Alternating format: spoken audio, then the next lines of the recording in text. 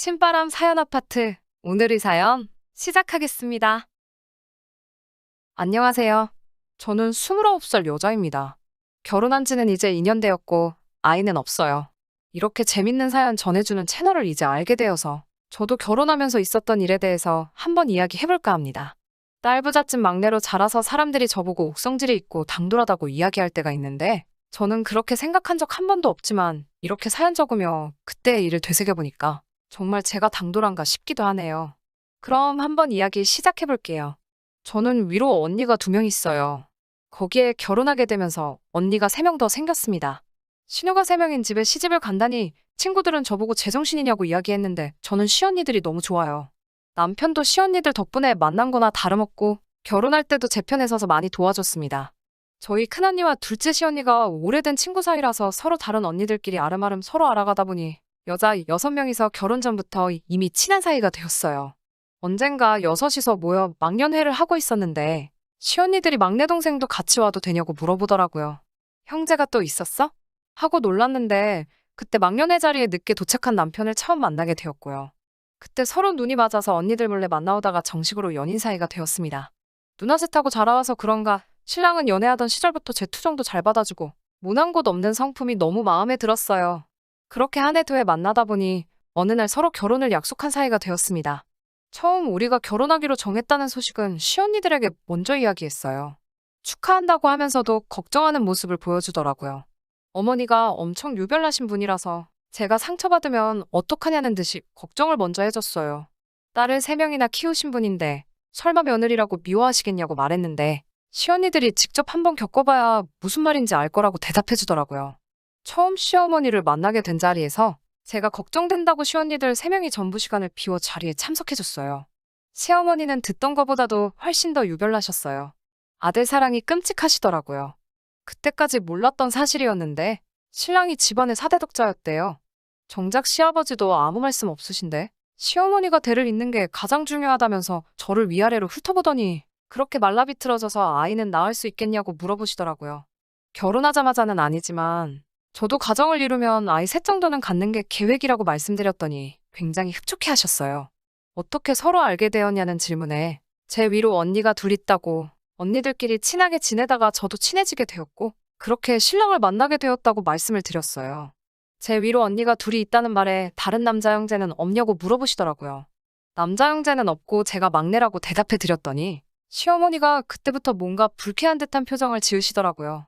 저보고 결혼하면 아들을 꼭 낳아야 하는데 딸부잣집 출신인 게 마음에 걸린다고 하시더라고요. 괜히 외부인을 잘못 들였다가 대가 끊어지는 거 아니냐면서요. 그게 무슨 뜻이냐고 여쭤봤더니 밭이 구려서 아들이나 낳을 수 있겠냐며 쓴소리를 하셨어요. 그때 조금 기분이 상하더라고요. 요즘 누가 아들, 딸 이런 거 가리는 것도 아니고 밭이 구리다는 말을 용납할 수 없었어요. 딸부잣집이라서 안 좋은 적이 있던 것도 아니고 언니들을 포함한 우리 가족은 정말 화목하기 때문에 우리 가족을 무시하는 듯한 말은 참을 수가 없었거든요. 그래서 그 자리에서 한마디 꺼냈어요. 어머님, 아버님도 가만히 계신데 따지고 보면 어머님도 외부인이시잖아요. 그런데 왜 남의 집 딸을 잇는데 그렇게 급급하세요? 라고 한마디 했어요. 제 말에 시아버님은 깜짝 놀라셨는지 흠칫하시고 물컵에 물만 채워서 계속 들이키시더라고요. 시어머니가 제 말투가 거슬렸다는 듯이 한마디를 하시려고 하는데 제가 곧바로 시어머니 말을 끊어버리고 한마디 했어요. 그리고 밭이 구리다는 말을 하셨는데 신랑도 언니가 셋인데다가 4대 독자면 유전적으로 씨가 안 좋은 거지 밭이 구린 게 아니지 않나요? 라고 말씀드렸죠. 그 말이 끝나자마자 뻘쭘해서 물 마시고 있던 시아버님이 마시던 물을 뿜어버리셨고 시언니들은 빵 터져가지고 고개를 숙여서 억지로 웃음을 참고 있더라고요. 신랑은 제 돌발 행동에 안절부절 못하고 있더라고요. 시어머니는 말을 잇지 못하셨고 그 이후에는 시아버지 주도로 대화가 오고 갔어요. 시아버지는 굉장히 점잖고 조용하신 분이더라고요. 하지만 그렇게 자리가 끝나게 되고 그러고 나니 제가 한 행동이 생각나서 저도 제가 뭘 한 거지 싶더라니까요. 망했다는 생각에 내색은 안 했지만 걱정이 되었어요. 시어머니가 분명히 저를 되바라진 여자라고 판단하셨을 텐데 그것 때문에 신랑하고 헤어지고 싶지는 않았어요. 신랑도 신우 언니들도 자기들이 어떻게든 잘 도와주겠다고 걱정하지 말라고는 했는데 그래도 괜히 자기 전에 불 끄고 누우면 제가 시어머니한테 했던 말이나 시아버지가 물을 뿜어버린 장면을 생각하면 쪽팔려서 이불킥을 하게 되더라고요. 그렇게 걱정이 이만저만이 아니었는데 의외의 소식을 듣게 되었어요. 시아버지가 저의 그런 모습을 굉장히 좋게 보셨다고 전해 들었습니다. 시어머니는 역시 말대꾸하는 제가 내키지 않으셨던 것 같지만 그래도 시아버지와 시언니들의 응원 속에 결혼은 일사천리로 진행되게 되었어요. 아직 결혼을 앞둔 어느 날 시어머니가 저한테 먼저 연락을 해오셨어요. 전화를 하실 때 말투를 보아 다른 사람들 모르게 저에게 따로 볼 일이 있어 보였어요. 제가 마음에 안 드니 우리 아들과 헤어지거라 이런 말씀을 하실 줄 알았는데 그래도 대를 잇는 것에 대한 엄청난 사명감이라도 있으신지 저보고 병원에 가서 불임 검사를 받아오라고 하시더라고요. 느낌상 저에게 무언가 꼬투리 하나만 잡으신다면 그걸 빌미로 결혼을 깨고 싶은 거라는 느낌이 들었어요. 솔직히 검사 받는 거야 아무것도 아닌데 속은 상하더라고요. 아직 결혼도 안 한 처녀가 혼자서 병원에 가는 것도 그렇고 그런 사실이 왠지 억울해서 신랑한테 말해서 나만 혼자 받으면 억울하니 너도 같이 받으라고 했어요. 같이 병원에 가서 검사를 받았는데 결과를 받은 날에 말도 안 되는 일이 벌어졌습니다. 저는 정상이었는데 신랑한테 문제가 있었어요. 시험관 시술 같은 걸로도 불가능할 정도로 신랑한테는 큰 문제가 있었습니다. 저도 그 사실에 충격을 받았지만 신랑이 오히려 더 충격을 받은 듯 싶었어요. 저한테 제발 엄마한테는 비밀로 해달라고 애걸복걸 하더라고요. 이 사실을 알면 뒷목 잡고 쓰러지실 거라고요.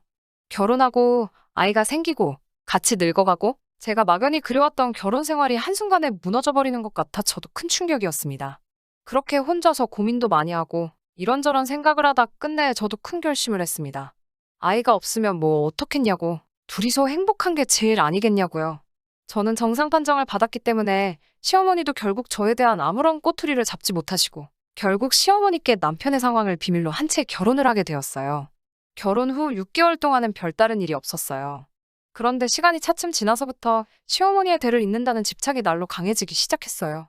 어디서 미신을 듣고 오셔가지고는 무슨 아들이 들어서는 달이 따로 있고 딸이 들어서는 달이 따로 있다면서 올해는 제 사주상 3월하고 6월을 제외하면 전부 다 아들이 들어서는 달이라고 하시면서 밤마다 저랑 신랑에게 전화를 하셔서 오늘이 기운이 좋은 날이라는 둥 방해 안 할 테니 어서 하라는 식으로 보채듯이 말씀하시고는 했어요. 진짜로 했는지 확인해야겠다면서 전화기를 끊지도 못하게 하실 때도 있었습니다. 그게 끝이 아니었어요. 그런 식의 기행이 날이 갈수록 심해지셨어요. 어느 날은 집에 오셔서 보자기에 주섬주섬 싸우신 걸 제 앞에 풀더라고요. 그 안에는 제가 무슨 3명은 들어갈 정도로 커다란 고쟁이 반스 같은 게 있었어요.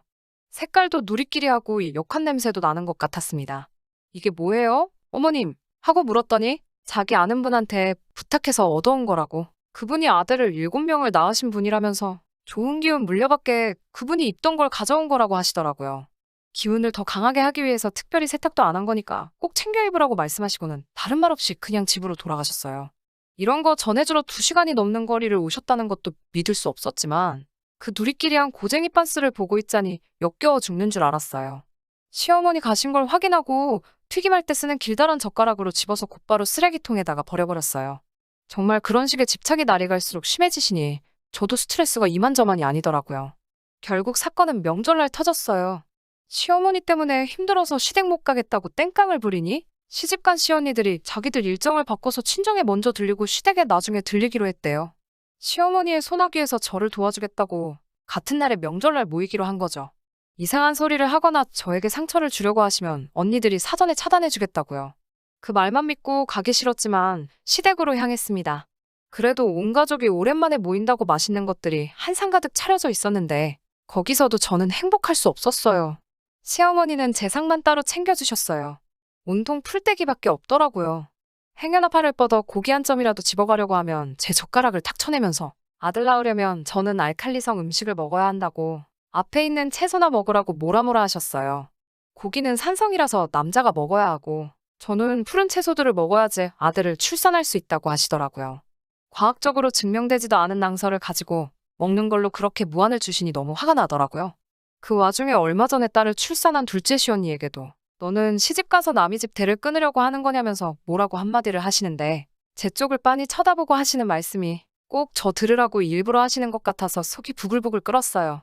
제 성격을 알고 있는 신랑이 저를 보면서 안절부절 못하고 있는데 시어머니가 대뜸 남의 집 대를 걱정할 때가 아니라고 하시면서 이래서 밭이 구린 집 외부인을 들이는 게 아니었다고 신세한탄을 하시더라고요. 그 말에 폭발해서 들고 일어서려는데 남편이 제 팔목을 붙잡으면서 일어나지 못하게 했어요.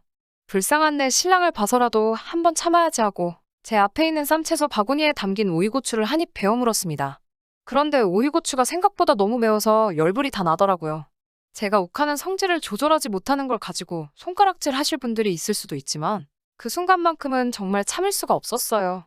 그 자리에서 뿐만 아니라 지난 2년 가까이 제 잘못도 아닌데도 시어머니로부터 받아야 했던 그 스트레스가 그 자리에서 한 번에 폭발하고 만 거예요. 제 앞에 아들 낳으라고 챙겨주신 버섯이며 고추며 초록색 야채들을 남편 머리에 부어버렸어요. 좀 전에 한 입 빼어문 고추도 반으로 갈라서 꼭지를 들고 씨앗을 남편 얼굴에 계속해서 털어버렸어요. 시어머니가 그 장면을 보고 너 지금 우리 집 귀한 아들한테 뭐 하는 짓이냐며 대노하셨고 저도 그 자리에서 우라가 치밀어 올라 신랑을 향해 한마디 했죠. 제철이 다진한 오이고추도 이렇게 씨가 많은데 우리 집 고추는 왜 이렇게 부실한 거냐면서 소리를 질렀죠. 제가 무슨 말을 하는지 눈치챈 시언니들은 또 빵 터져서 배꼽을 잡고 구르고 있고 시부모님 두 분은 폭주하는 저를 멈추느라 고생하셨어요. 상황이 대충 정리되고 시어머니께는 남편이 문제가 있다는 사실을 전부 말해버렸어요. 뒷목 잡고 쓰러지실 줄 알았는데 의외로 덤덤하신 반응이었습니다. 이 사실을 받아들이지 못하시는 것 같았어요. 시어머니와 동행할 연휴가 끝나고 같이 병원에 올라가 다시 검사를 받았고 결과를 직접 들으시자 그제서야 인정하시더라고요. 그 후로 시어머니의 태도는 180도 달라지셨습니다. 아들 못 낳는 며느리라고 뭐라고 하시던 게 무색하게 그 뒤로부터는 씨 없는 수박이 된 아들을 불쌍해 하시면서도 저보고는 세상에서 제일 이쁜 며느리라고 하시면서 제발 우리 아들 버리지 말고 오래 함께 살라고 하시더라고요. 시어머니께는 결혼 전부터 알고 있었고 버릴 거였으면 진작에 결혼도 안 했을 거라고 말씀드렸어요. 저한테 몇 번이고 고맙다고 하시더니 처음으로 신랑을 향해 저한테 잘하라고 한마디 해주시더라고요. 그래도 대를 잇는다는 집착은 못 버리셨는지 신랑 먹이라고 어디서 한약도 지어오시고 어디서 들으신 거라면서 이런저런 방법은 시도해봤느냐고 물어보시더라고요. 저희도 방법이 있다면 절대 포기할 생각이 없다고 하니 시어머니가 정말 기뻐하셨어요. 이제 진짜 행복한 결혼 생활을 시작할 수 있을 것 같아요. 신랑과 저 사이에 소중한 아이가 생긴다면 더할 나위 없겠지만 언젠가 새로운 방법이 생길 때까지 저도 남편도 그리고 시어머니도 절대 포기 안 하려고 합니다. 사연 들으신 모든 분들께서 저희 가족을 응원해주시면 정말 감사하겠습니다. 이만 사연 마칠게요. 끝까지 들어주셔서 감사합니다. 오늘의 사연은 여기까지입니다. 구독과 좋아요, 알람 설정 부탁드리고 더 좋은 사연으로 다시 찾아뵙겠습니다. 감사합니다.